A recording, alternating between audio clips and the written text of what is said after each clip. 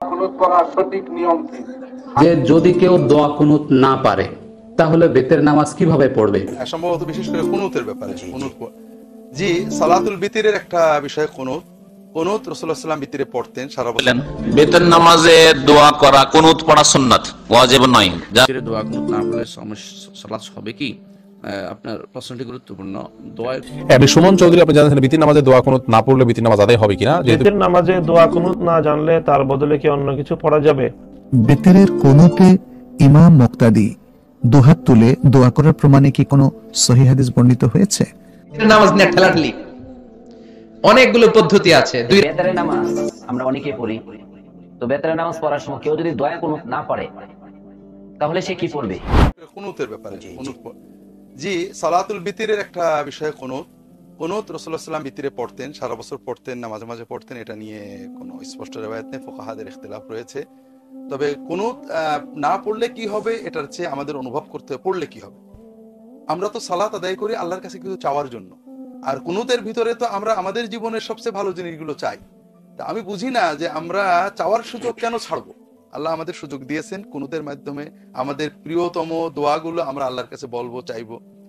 কুনুতের সুন্নত পদ্ধতি আছে। রাসূলুল্লাহ সাল্লাল্লাহু আলাইহি ওয়াসাল্লাম সালাতুল বিতরে সূরা ফাতিহা এবং অন্য সূরা শেষ করার পরে কুনুত পড়তেন। কাজে আমরা কুনুত পড়বো, তবে কুনুত পড়াটা ওয়াজিব না সুন্নত, সারা বছর না শুধু রমজানে, এটা নিয়ে ফুকাহাদের মতভেদ আছে। আমাদের দেশে সাধারণভাবে ফুকাহারা বলেন যে সারা বছর কুনুত পড়াটাই ওয়াজিব। তা আমরা একান্ত বাধ্য না হলে কুনুত পড়তেই থাকবো। এটা অত্যন্ত ভালো নেক আমল এবং এর মাধ্যমে আমরা আমাদের গুরুত্বপূর্ণ বিষয়গুলো আল্লাহর কাছে চাই। আল্লাহ তাআলা আমাদের তৌফিক। বেতারের নামাজ এর দোয়া কুনুত পড়ার সঠিক নিয়ম কি? হাত পেতে নাকি মোনাজাত করে? এই বিষয়টি একটি গুরুত্বপূর্ণ বিষয়। মানুষ ভুল বুঝে, মানুষ বুঝতেই পারছে না বেতের বিষয়টি কেমন। প্রথমে একটা কথা মনে রাখবেন, বেতের পড়লেই কুনুত পড়তে হবে এই কথাটা ঠিক নয়। এইটা আগে ঠিক করে নেন। মানে বেতের পড়লেই কুনুত পড়তে হবে এই কথাটা ঠিক নয়। কেউ যদি কোনোদিন দোয়ায় কুনুত পড়তে চায় তাহলে ভিতরে পড়তে হবে, এটা হলো শরীয়ত। কেউ যদি কোনোদিন দোয়ায় কুনুত পড়তে চায় তাহলে কোথায় পড়বে? ভিতরে সালাতে পড়বে, এটা হলো শরীয়ত। আল্লাহ রাসূল রমাজান ছাড়া দোয়ায় কুনুত পড়তেন না, আর সাহাবীগণ মাঝে মধ্যে এমনি টাইমে পড়তেন। আগে এইটা স্পষ্ট করে নেন, আগে জেনে নেন যে প্রতিদিন দোয়ায় কুনুত পড়তে হবে না। এরপরে বলেন যে রুকুর আগে পড়বো না পরে পড়বো। রুকুর আগে হাত বাঁধা অবস্থায় পড়ে নেন, তবে আল্লাহুম্মা নাস্তাইনুকা ওয়া নাস্তাগফিরুকা এটা নয়, এটা দোয়ায়ে কুনুত না, এটা কুনুতের নাজিলা। দোয়ায়ে কুনুত হচ্ছে আল্লাহ মাহদিনি ফিমান হাদাইতা ওয়া আফিনি ফিমান আফাইতা ওয়া তাওয়াল্লানি ফিমান তাওয়াল্লাইতা, এইটা হলো দোয়ায়ে কুনুত। এটা পড়বেন হাত বেঁধে, এইটাই হলো বুখারী মুসলিমের হাদিস। তবে আবু দাউদ, নাসাই, তিরমিজিতে আছে সাহাবীগণ রুকু থেকে উঠেও পড়তেন। তো রুকু থেকে উঠেও পড়তে পারেন, রুকু থেকে উঠে দোয়াটা পড়ে চলে যাবেন। তো রুকু থেকে উঠে পড়লে হাত উঠাতে পারেন, রুকু থেকে উঠে পড়লে হাত উঠাবেন, আর রুকুর আগে পড়লে হাত বাঁধাই থাকবে। যে যদি কেউ দোয়া কুনুত না পারে তাহলে বেতের নামাজ কিভাবে পড়বে, অর্থাৎ বেতের নামাজে দোয়া কুনুতের স্থানে কি পড়বে? সেই বোনের এই প্রশ্ন উত্তরটি আজকে আপনাদের সামনে খুবই সংক্ষিপ্তভাবে উপস্থাপন করার চেষ্টা করছি। ওয়া মা তাওফীক ইল্লা বিল্লাহ। আমি প্রথমে বলছি, বেতের নামাজে দোয়া কুনুত পড়াটা ফরজ নয়। বেতের নামাজে দোয়া কুনুত পড়তেই হবে, না হলে বেতের নামাজ হবে না, বিষয়টা এরকম নয়। তবে বেতের নামাজে দোয়া কুনুত পড়াটা সুন্নতে মুআক্কাদা, ফিকহি হানাফি মতে এটাকে ওয়াজিব বলা হয়। অতএব আমরা বলতে পারি বেতের নামাজে দোয়া কুনুত পড়াটা ফরজ না হলেও অত্যন্ত গুরুত্বপূর্ণ একটি বিষয়, যেহেতু আল্লাহ রাসূল সাল্লাল্লাহু আলাইহি সাল্লাম পাঠ করেছেন এবং পাঠ করার ব্যাপারে হাদিসে উল্লেখ আছে। তো কেউ যদি দোয়া কুনুত না পারে তাহলে সে ব্যক্তি সেই দোয়া কুনুতের স্থানে অন্য কিছু পড়বে কিনা, সূরা কিরাত পড়বে কিনা, সুবহানাল্লাহ, আলহামদুলিল্লাহ, আল্লাহু আকবার, কোনো জিকির আজগার আছে কিনা? প্রশ্নের উত্তর হলো, দোয়া কুনুত না পারলে সে সরাসরি রুকুতে চলে যাবে, সেই স্থানে অন্য কিছু পড়তে হবে এরকম কোনো বিধান হাদিস দ্বারা সাব্যস্ত নয়। দোয়া কুনুতের জায়গায় আমরা যেখানে দোয়া কুনুত পড়ি, সূরা ফাতিহা শেষ করার পরে অন্য একটা সূরা পড়ার পরে আমরা যখন দোয়া কুনুত পড়ি, সেই স্থানে যদি কেউ দোয়া কুনুত না জানে, না পড়তে পারে, তাহলে তার জন্য দোয়া কুনুত পড়া জরুরি নয়। অর্থাৎ সে সরাসরি রুকুতে চলে গেলেও তার নামাজ হয়ে যাবে। এজন্য তার কোনো ক্ষতি হবে না, নামাজের কোনো ক্ষতি হবে না। বললেন বেতের নামাজে দোয়া করা কুনুত পড়া সুন্নাত, ওয়াজিব নয়। যারা ওয়াজিবের ফতোয়া দিয়েছে ভুল ফতোয়া, বরং সহি হচ্ছে সুন্নাত। আর সুন্নাত মানে মাঝে মধ্যে নবী সাল্লাল্লাহু আলাইহি ওয়াসাল্লাম ছেড়েছেন। সুতরাং এই জন্য হারমানি শরীফ আইনে মক্কায় যদি 30 দিন তারাবি পড়েন, দেখবেন যে 2 দিন 3 দিন তো ছাড়ে, 2 দিন 3 দিন ছাড়ে। আমি গত রমজান অথবা তার আগে রমজানে মক্কায় 14 রমজান ছিলাম, তো দেখি যেই দিন আমি তারাবি নসিব হয়েছে সেই দিনে আর কুনুত হইল না।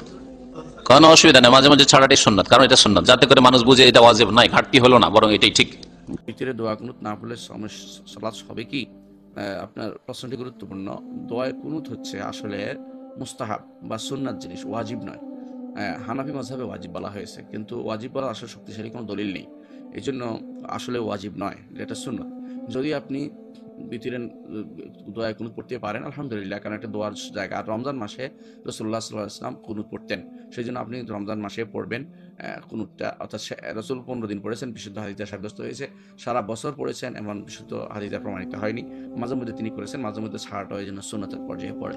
তো মাঝে মধ্যে এই জন্য দেখবেন মক্কাতে যখনই সালাত হয়, তারা একবার রমজান মাসে একদিন তারা এই ছেড়ে দেয়, কুনুত পড়া ছেড়ে দেয়, তো বোঝানোর জন্য যে এটা ফরজ ওয়াজিব নয়। তো আমরা সহজে বুঝি না এটাই, যে কুনুত পড়াটা হচ্ছে মুস্তাহাব বা মুস্তাহাসান বা উত্তম সুন্নাত, রাসূলুল্লাহ সাল্লাল্লাহু আলাইহি ওয়াসাল্লাম করেছেন, কিন্তু ওয়াজিব নয়, ওয়াজিব হওয়ার কোনো দলিল নেই। এই জন্য কুনুত আপনি করলেও আপনার ভিতর হবে, কুনুত না করলেও আপনার ভিতর আদায় হয়ে যাবে আলহামদুলিল্লাহ, কোনো সমস্যা নেই। আর কুনুতের জন্য ওই দোয়াটি, যে 2টি দোয়া আছে, আল্লাহুম্মা ইন্না নাস্তাঈনুকা, এটা আরেকটা হচ্ছে আল্লাহুম্মা হদিনি ফিমান হাদাইত, এই 2টি ছাড়াও যদি না পারেন যে কোনো দোয়াই আপনি করতে পারবেন। আর এই 2টি দোয়ার ছাড়ার সাথে অন্য দোয়াও আপনি করতে পারবেন, কোনো সমস্যা নেই। আপনি সুমন চৌধুরী, আপনি জানেন বিতির নামাজে দোয়া কুনুত না পড়লে বিতির নামাজ আদায় হবে কিনা? যেহেতু বিতির নামাজে দোয়া কুনুত পড়াটা ইমাম আবু হানিফা রাহিমাহুল্লাহ সনদ কলামদের মধ্যে ওয়াজিব, অতএব তার দৃষ্টিতে এটি আদায় না করলে নামাজ আদায় হবে না, আপনার সেজদা করা উচিত যদি ভুলে যান। সৌদি আরবের স্কলাররা কিন্তু এটিকে সুন্নাহ বলেন, তাদের মতে বিতির নামাজে দোয়া কুনুত না আদায় করলেও নামাজ হয়ে যাবে, সেজদা দিতে হবে না ভুলে গেলে। বিতির নামাজে দোয়া কুনুত না জানলে তার বদলে কি অন্য কিছু পড়া যাবে? হ্যাঁ, দোয়া কুনুত পড়া যদিও ওয়াজিব, কিন্তু যদি কেউ দোয়া কুনুত না পারে, যদি তার এটা জানা না থাকে, তাহলে দোয়া কুনুতের জায়গায় সে এমন যে কোনো দোয়া, রব্বানা আতিনা ফিদ দুনিয়া হাসানাহ ওয়া ফিল আখিরাতি হাসানাতাও ওয়া কিনা আযাবান নার, এই জাতীয় যে কোনো দোয়া যদি কোরআন হাদিসের মধ্যে বর্ণিত রয়েছে, যে কোনো দোয়ায়ে মাসুরা দোয়া কুনুতের পরিবর্তে পড়া যেতে পারে। তবে দোয়া কুনুত শিখে নেওয়াটা এটা জরুরি তার জন্য। যতদিন পর্যন্ত দোয়া কুনুত সম্পূর্ণ না শিখছে, ততদিন পর্যন্ত বিকল্প অন্য যে কোনো দোয়ার মাধ্যমে সে ভিতরের নামাজ আদায় করতে পারে। বেতেরের কুনুতে ইমাম মুক্তাদি দুহাত তুলে দোয়া করার প্রমাণে কি কোনো সহিহ হাদিস বর্ণিত হয়েছে? আমরা এখানে একটু বিস্তারিত বলার চেষ্টা করব। বেতেরের সালাতে কুনুত পড়া যাবে কিনা এটা নিয়ে আমাদের উলামায়ে কেরাম ইখতিলাফ করেছেন, তবে সওয়াব এবং বিশুদ্ধ হচ্ছে বেতেরের সালাতে কুনুত সাব্যস্ত হয়েছে, এবং এটা সাব্যস্ত হয়েছে কিবারুস সাহাবা তাদের আমলের মধ্য দিয়ে রমাদান মাসে, এবং রমাদান ছাড়া অন্যান্য মাসেও তারা যখন বেতের সালাত পড়েছেন সেখানে কুনুত পড়েছেন, অতএব কুনুত সাব্যস্ত হয়েছে। মুহাম্মদ বিন নাসর আল মারওয়াজি রাহিমাহুল্লাহ বিখ্যাত একজন মুহাদ্দিস, তিনি আল আসওয়াদ থেকে বর্ণনা করেছেন। আল আসওয়াদ একজন তাবেঈ, তিনি বলেন সাহিবতু উমারা ইয়ানি ইবনে আল খাত্তাব, তিনি বলছেন আমি ওমর ইবনে আল খাত্তাবের সাথী হয়েছি, সিত্তাতা আশহুরিন 6 মাস, 6 মাস ওমর ইবনে আল খাত্তাবের সাথে আমি থেকেছি। ফাকানা ইয়াকুনুতু ফিল ওয়িতরি, তিনি ওয়েতরের মধ্যে কুনুত পড়তেন।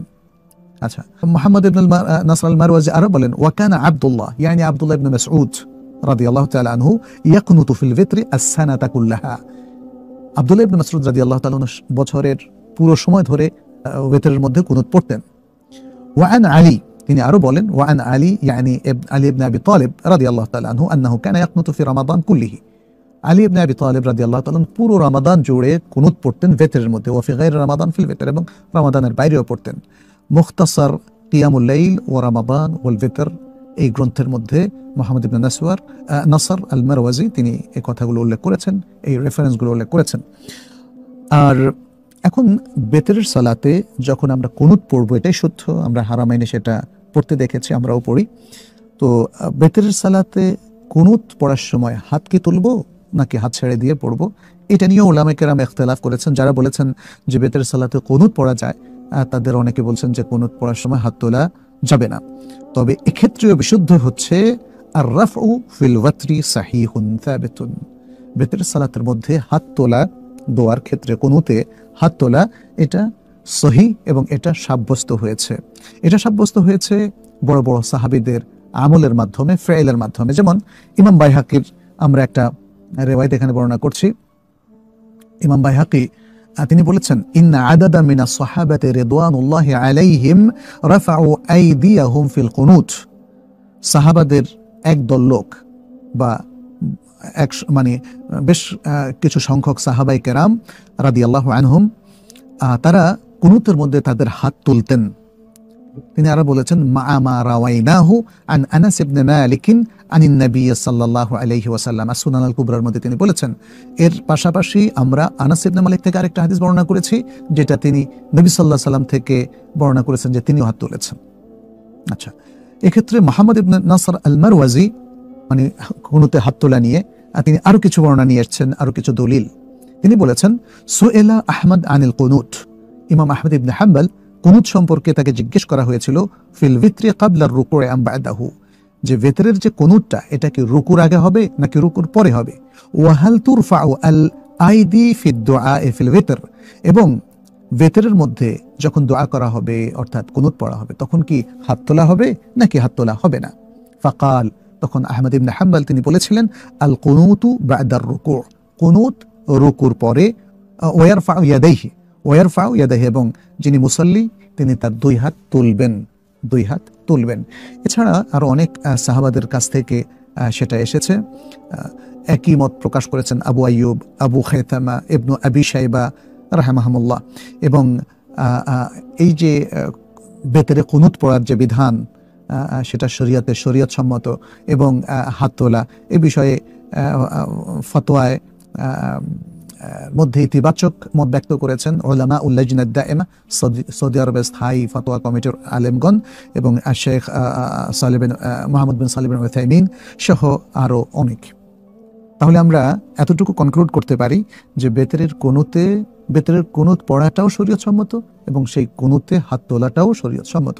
এবং এখানে যেমন আমরা জেনেছি রুকুর পরে কুনুত পড়ার বিষয়টা আহমদ ইবনে হাম্বল বলেছেন, আর বিশুদ্ধ মতে রুকুর আগেও কুনুত পড়তে কোনো অসুবিধা নেই, অন্য হাদিস দ্বারা সেটা সাব্যস্ত। আসসালামু আলাইকুম ওয়া রাহমাতুল্লাহি ওয়া বারাকাতুহু। আলহামদুলিল্লাহ, আমার এই ভিডিওগুলো দেশ বিদেশ থেকে যারা দেখছেন, তো ইনশাআল্লাহ দিনের জন্য, দিনের খাতিরে আমরা শেয়ার করার জন্য চেষ্টা করব ইনশাআল্লাহ তাআলা।